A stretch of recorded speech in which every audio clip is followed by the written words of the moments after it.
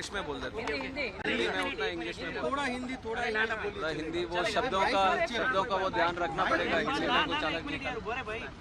यार ये नहीं, माइक नीचे रख ओके सर। सर ये माइक राहुल नीचे। I am totally shaken by the incident that has happened today near Ahmedabad airport. Very tragic and very, very horrific. And even till now, I have to say I'm in a state of shock. When the event happened, I was in Vijayawada doing the review of that airport and attending one state program. But the moment I got to know this incident happened, I wanted to be here physically at the site, try to find out more about what happened and what needs to be done. And also Honorable PM has called me and also told me to be there at the site and also look into the operations which is going on right now. And right now, if you ask me, I can only think about the passengers, their families, what they might be going through, and especially the civilians also who are there near the crash site. A lot of relief effort has been done already, right from Indian Army, NDRF, state police, medical departments, including aviation concerned departments. Everyone has attended immediately. The fire department, to the best of their abilities, they have been functioning here and doing the rescue operations. And we still have to find out the numbers. I don't want to put any wrong numbers to you, so we still have to go through the numbers. And my condolences, my prayers, my thoughts with the families of the bereaved. And we are trying to extend all the help that can be done. And even our Honorable Home Minister is also coming to inspect the site right now. He will be coming here. We'll go through another round of inspection. We'll talk to some of the people who are here and all the teams that are here. And then we are having one meeting at the Circuit House. Circuit House? Annex. So we will be discussing some more things there. Maybe once we go through all these discussions, I can give you some more information. But if you ask me, then I'm just thinking about the families and the passengers who are there. It's a great loss. Yes, yes, it is. It is very. Yes. Very sad to know that Vijay Rupani ji, Chief Minister, was also there, and like you were mentioning, other nationals were also there. Children were also there. I would only say that each and every life is precious to us. Each and every one is a very important person to us. So it's an incident which has shaken the nation also. Everyone has expressed their grief. Seriously इस घटना को लिया जा रहा है क्योंकि इतनी technology होने के बावजूद इस तरह की घटना होना तो वो एक अपने आप में बड़े सवाल खड़े हैं. Yes. I'll only give one line to what you have asked right now. We are going to do a fair and thorough investigation.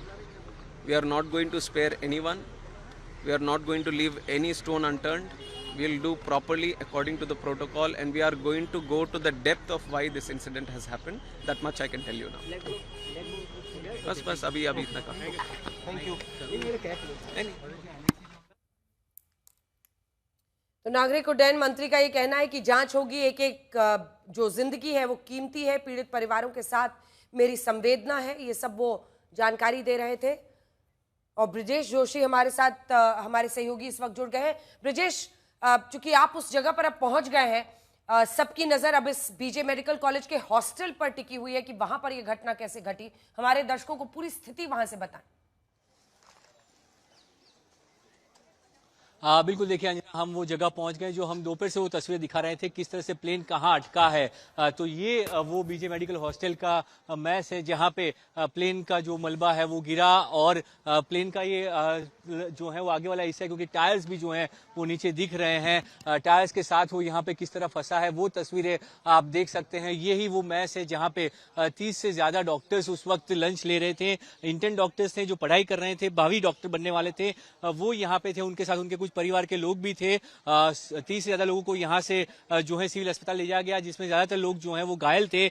उनमें से कुछ लोगों की मृत्यु भी हुई है, पर आधिकारिक तौर पे अभी तक कोई भी बयान सामने नहीं आया है कि कितने लोगों की मृत्यु हुई, क्या स्थिति थी. जो यहाँ यहाँ पे ये हॉस्टल का जो मेस है वो आपको जो दिख रहा है, ये ही वो तस्वीरें हम दिखा रहे थे कि अंदर से वो कितना भयावह दिखता है और बाहर की ये तस्वीरें जो यहाँ पे हैं किस तरह की स्थिति है। हमारे साथ यहाँ पे एक स्थानीय लोग भी हैं जो यहाँ पे उस वक्त मौजूद थे, घटना के वक्त, उनसे बात करेंगे। आप यहाँ पे थे दोपहर के वक्त, क्या हुआ था एग्जैक्ट, कितने बजे आप यहाँ पे थे उस वक्त? मैं यहाँ पे दोपहर के वक्त में डॉक्टर का कॉल आया था, मैसेज किया था मुझे व्हाट्सएप पे कि उनके घर पे कुछ पानी का प्रॉब्लम था।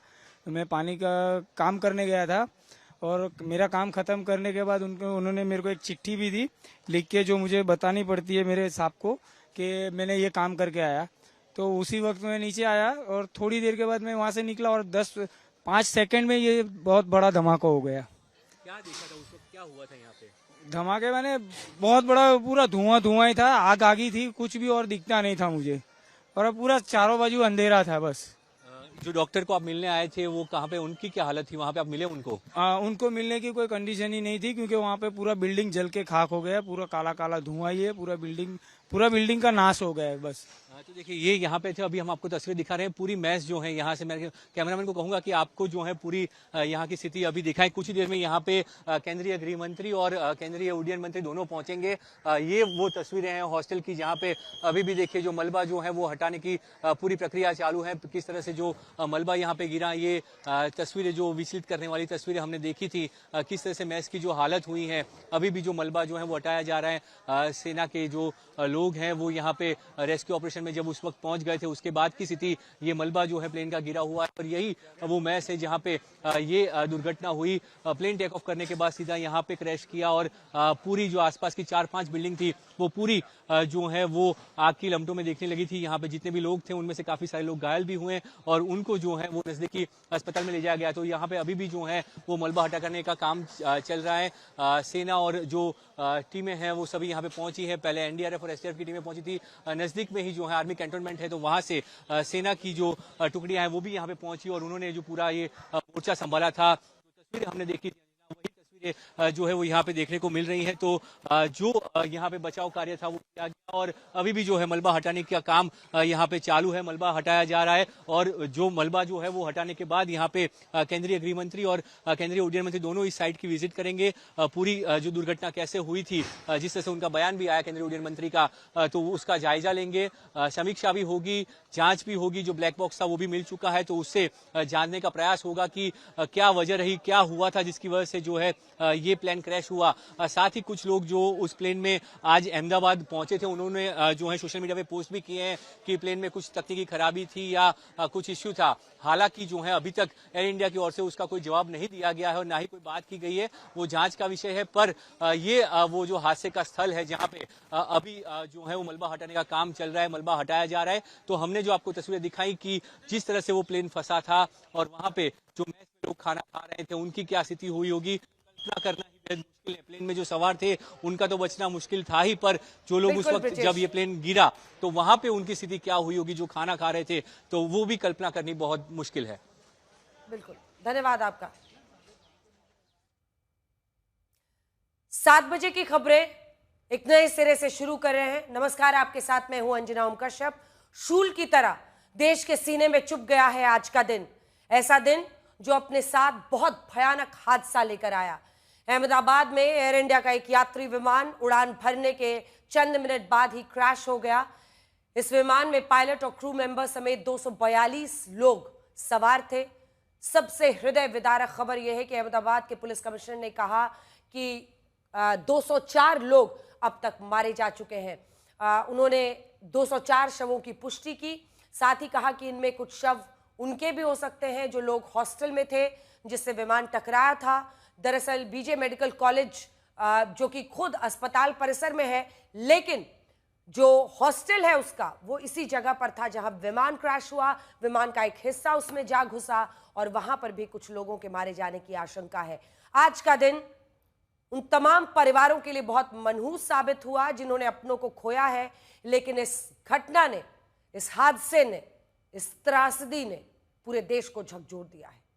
अहमदाबाद में हालात क्या थे, किस वजह से यह हादसा हुआ, हादसे की मुख्य वजह क्या रही, इस हादसे का पूरा एक्सप्लेनर हमारे वरिष्ठ सहयोगी संदीप उन्निथन ने किया है। आप भी समझिए कि हादसा कैसे हुआ।